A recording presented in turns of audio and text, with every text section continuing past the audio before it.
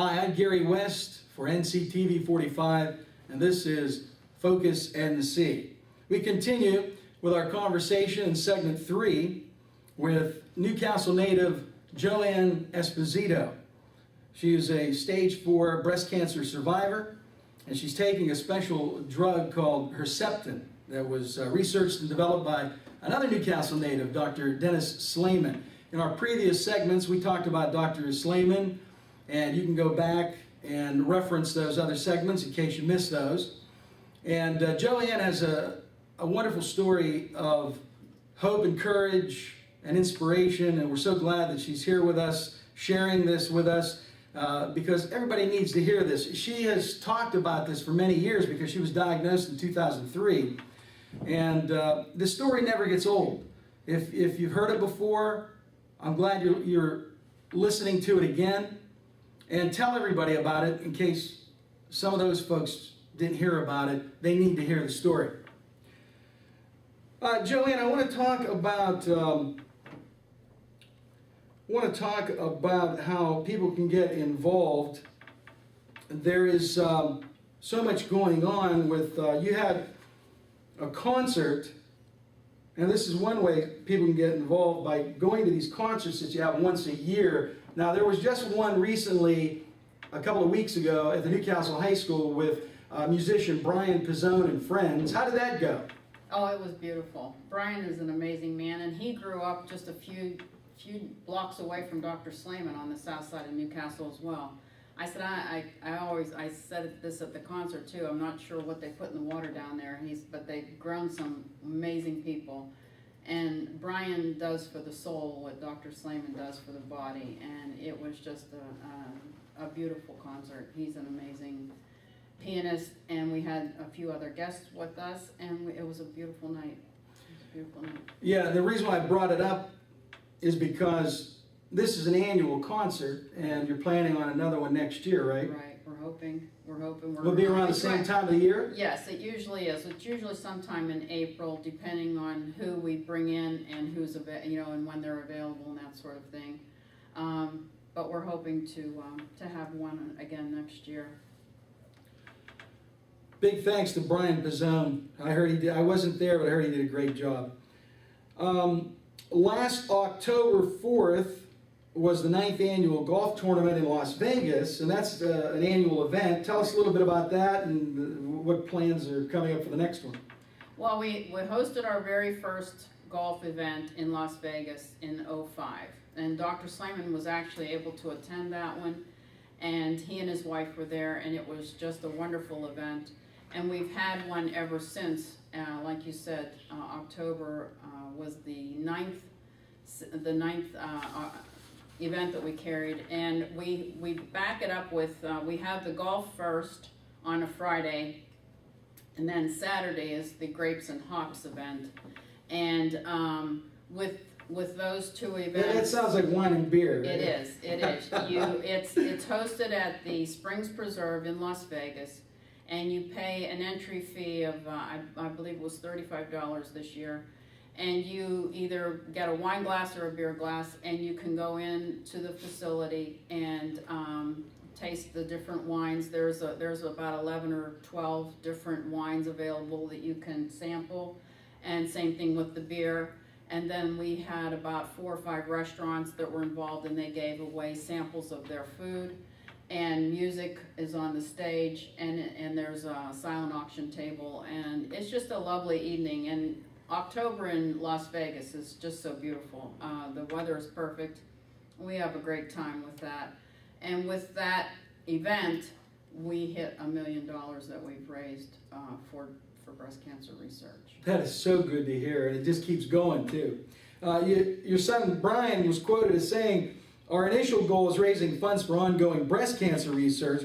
Our ultimate goal is to become a nationally recognized celebrity golf tournament, enabling us to raise the funds needed to eradicate breast cancer." Those are some powerful words from your son.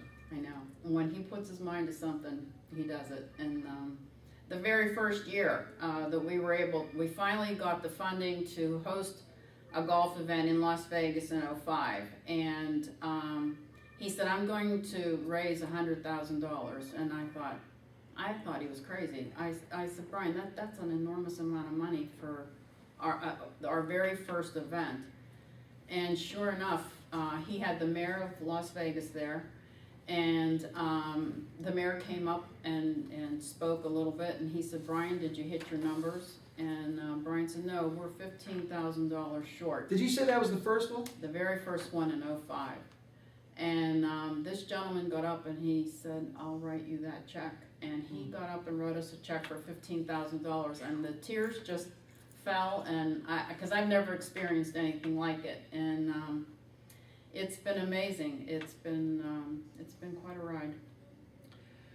Well, how can people get involved, Joanne? I think it's very important for everybody to know, and also how can people donate? Well, our website is www.parforthecure.com, and you can look on there. You can donate on there. You can purchase my note cards are there, and we post our events that are coming up. Right now, we have a project in place. In fact, I'm meeting with the school again on Friday. We are planting a tree in the front of the Newcastle High School, and this tree will be dedicated to Dr. Slayman, and it's called the Tree of Life. And surrounding that tree will be placed bricks, and the bricks are being purchased for $100, and they will be engraved with a loved one's name, or you have 12 characters. There's 3 lines on each brick, 12 characters on each line, and you can put their name on it, or whatever you choose that would fit in that space. And ultimately, those funds will go to Dr. Slayman's research team, and we're calling it the Circle of Life. It, he has made such an impact on this world, and we're so proud that he came from Newcastle and he graduated from Newcastle High School, and we think that this is one way of honoring him and honoring our loved ones as well. If people have any questions about anything we've talked about today, is there a phone number that they could call? My home is 724-658-7927. And they can call me anytime if you have questions, or if there's someone out there who's battling this disease and needs to talk. The girls that help us on our committee, we all have stories. There has to be about 6 or 7 of us on the committee. And we all have had different experiences with breast cancer. Some have had mastectomy, some have been end stage like me, some have been, it's early stage, but no matter how you slice it, when you hear that word and it's you, it makes a difference. And if we can reach out and help someone through a rough time, that's what we do. What's the best way for someone to get information about the drug that you're on, Herceptin? Herceptin right now, when I was first diagnosed, it was just reaching its peak, I believe, but now I think all the hospitals do the FISH test, and they test you to see if you are HER2 positive. And there's new drugs out now like the Perjeta, there's TDM1, there's another study that Dr. Slayman is getting so excited about, and I don't really know a whole lot about it. But I try to post even on Facebook. I have a Par for the Cure site there, and if I get any news, I post it there as well. But yeah, well, if anybody wants to Google it on the computer, it's spelled Herceptin, Herceptin. Right. Well, Joanne Esposito, God bless you. Thank you. And God has blessed me. Yes, and thank you for sharing your story with us, and keep up the fight. Thank you, I will. And hopefully we'll get you and Dr. Slayman on the program in the near future. That'd be fun. That'd be a great Thank you, Joanne. You're welcome. And that's another segment of Focus NC. I'm Gary West on NC TV 45.